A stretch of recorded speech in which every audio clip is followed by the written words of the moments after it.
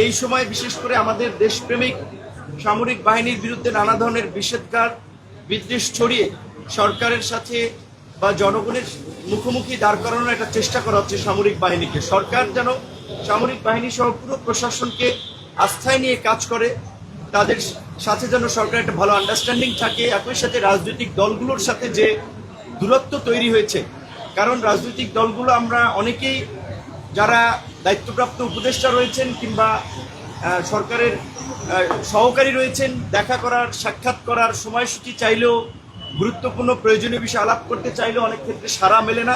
এই বিষয়টি নিয়ে মোটামুটি সব দলই ক্ষোভ প্রকাশ করেছে এবং প্রধান উপদেষ্টা সেই বিষয়টা আপনার গুরুত্ব দিয়েছেন যে যোগাযোগটা আগের চেয়ে আরও যেন আপনার ঘন ঘন হয়, এবং বিশেষ করে যেই দুটো বিষয় নিয়ে আরও বর্তমানে রাজনৈতিকভাবে এবং নাগরিকদের মধ্যে একটা উদ্বেগ তৈরি হয়েছে যে আপনার চট্টগ্রাম বন্দরের যে নিউমেরিং টার্মিনাল বিদেশিদের হাতে দেওয়া এবং করিডোর, আমরা বর্তমান পরিস্থিতিতে সরকারকে এ বিষয়ে আপাতত সিদ্ধান্ত না নেওয়ার জন্য আমরা আহ্বান জানিয়েছি।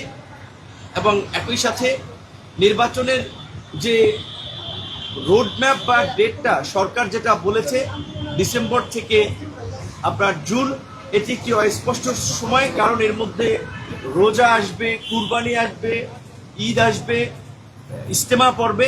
সেই কারণে আমরা বলেছি অন্তত প্রধান উপদেষ্টা যেন একটা সুনির্দিষ্ট মাসের কথা বলেন যে এই মাসে সম্ভাব্য নির্বাচনটা হতে পারে, এবং নির্বাচন এবং সংস্কার বিচার ডক্টর মোহাম্মদ ইউনূসের নেতৃত্বে অন্তর্বর্তীকালীন সরকারি করুক, আমরা সেটা চাই। সেক্ষেত্রে সরকার অভ্যন্তরীণভাবে কিংবা যে বাহ্যিকভাবে যে চাপগুলো কিংবা নানান ধরনের ষড়যন্ত্র তারা অনুভব করছে বা করবে, সেই ক্ষেত্রে আমরা পরিপূর্ণ তাকে সহযোগিতা করব আমাদের পক্ষ থেকে।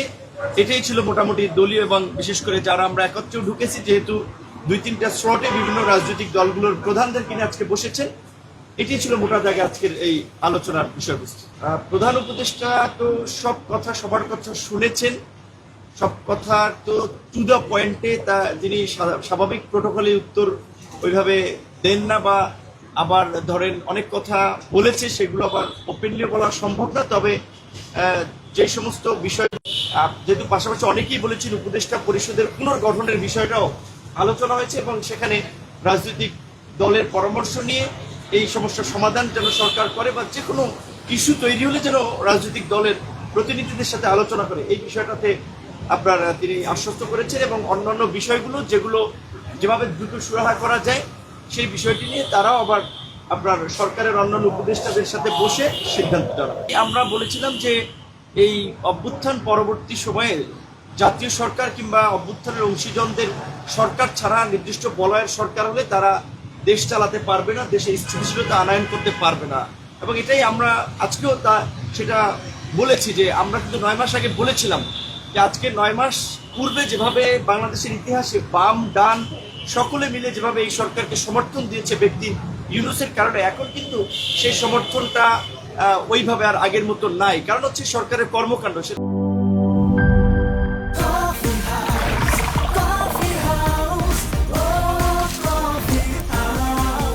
কফি হাউস, প্রতি চুমুকে আড্ডা জমে।